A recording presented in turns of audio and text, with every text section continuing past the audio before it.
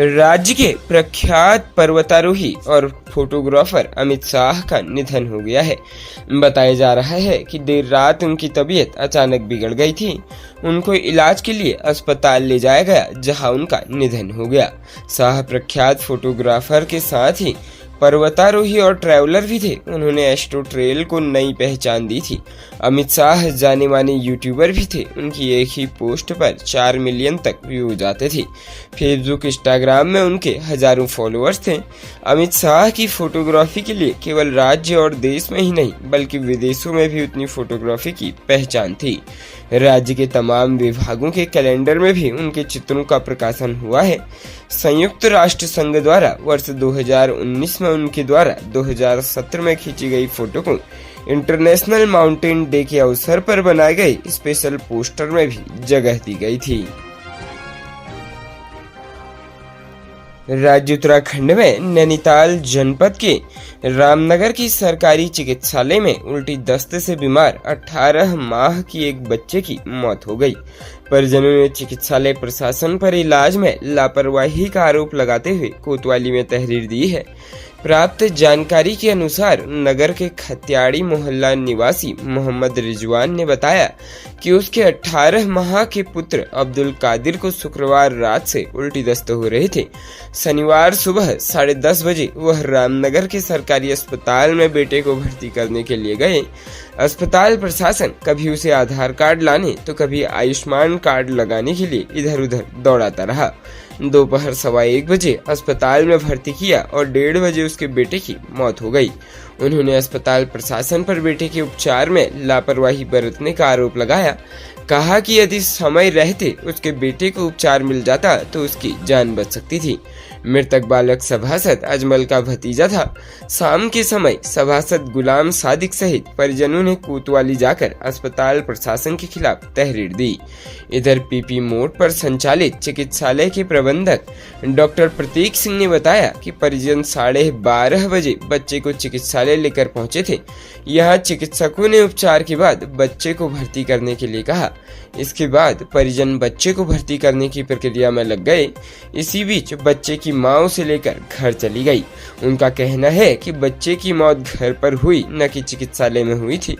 दूसरी ओर चिकित्सालय की सीएमएस डॉक्टर चंद्रा पंत ने बताया कि मामला उनके संज्ञान में नहीं है, गंभीर मामला है। इसकी जांच कर दोषियों के खिलाफ कार्रवाई की जाएगी।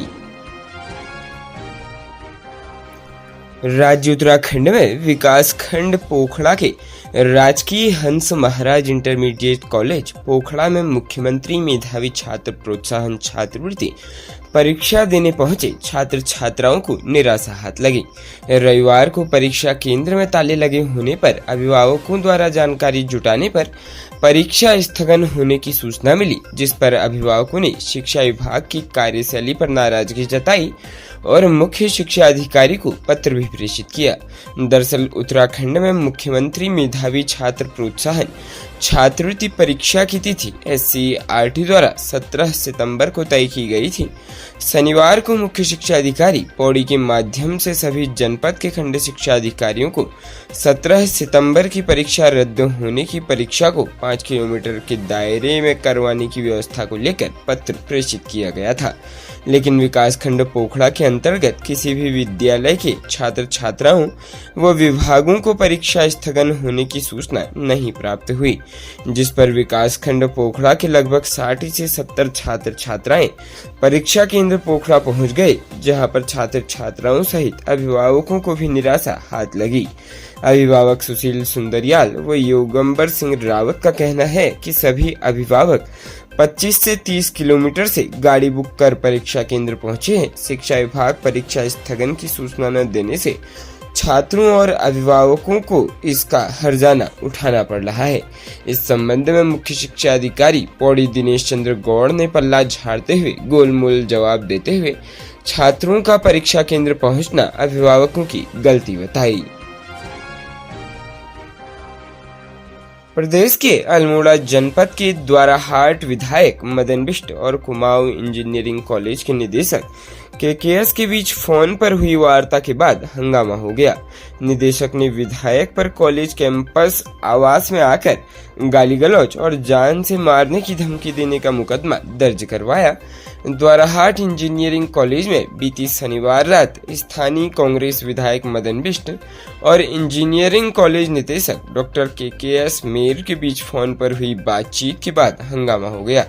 कॉलेज निदेशक ने विधायक बिष्ट पर कॉलेज परिसर में घुसकर हंगामा किया, गाली गलौज और जान से मारने की धमकी देने का भी आरोप लगाया, जिस पर पुलिस ने विधायक पर केस दर्ज कर लिया है। वहीं रविवार को विधायक मदन बिष्ट समर्थक संग कोतवाली पहुंचे। बिष्ट ने निदेशक पर प्रोटोकॉल के उल्लंघन का आरोप लगाते हुए तहरीर दी है। निदेशक डॉक्टर मेयर ने रविवार को पुलिस को दी तहरीर में कहा कि शनिवार रात करीब 9:30 बजे नारायण सिंह रावत नाम के एक व्यक्ति ने उन्हें फोन किया। कॉल में उनकी बात विधायक मदन बिष्ट से कराई। कॉलेज के निदेशक ने विधायक मदन बिष्ट पर लगाए गंभीर आरोप, उनसे कार्यालयीय कार्यों और टेंडर के संबंध में पूछताछ की। उन्होंने विधायक को यथासंभव जानकारी दे दी। इसके बाद उनके दूसरे नंबर पर कई कॉल आई जिन्हें उन्होंने रिसीव नहीं किया। उनका मेयर का आरोप है कि रात करीब 10 बजे विधायक बिष्ट समर्थकों के साथ इंजीनियरिंग कॉलेज परिसर स्थित उनके आवास पहुंच गए। आरोप है कि कॉल रिसीव नहीं करने की बात कहते हुए विधायक ने गाली गलौज करते हुए धमकी दी। उधर सीओ टीआर वर्मा ने बताया कि तहरीर पर विधायक मदन बिष्ट के खिलाफ मुकदमा दर्ज किया गया है।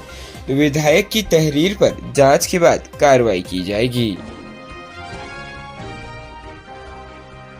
राज्य के लैंसडाउन वन प्रभाग के कोटद्वार रेंज में एक बुजुर्ग को हाथी ने कुचल कर मार डाला। बुजुर्ग का शव 3 दिन बाद आज सोमवार को जंगल से मिला है। जानकारी के अनुसार बुजुर्ग राजेंद्र सिंह उम्र 75 वर्ष 15 सितंबर को कोटद्वार रेंज में ग्रस्टगंज के जंगल में चारा पत्ती लेने के लिए निकले थे। उसी दिन से वे लापता थे। आज सुबह लोगों ने बुजुर्ग का शव जंगल में देखा। इसकी सूचना वन विभाग को दी गई। रेंजर अजय ध्यानी ने बताया कि बुजुर्ग को हाथी ने मारा है। खबरों में बने रहने के लिए धन्यवाद। खबरों से प्रकाशित रहने के लिए कुमाऊनी कुटुंब को सब्सक्राइब करना न भूलें तथा खबरों को शेयर कर सहयोग प्रदान अवश्य करें।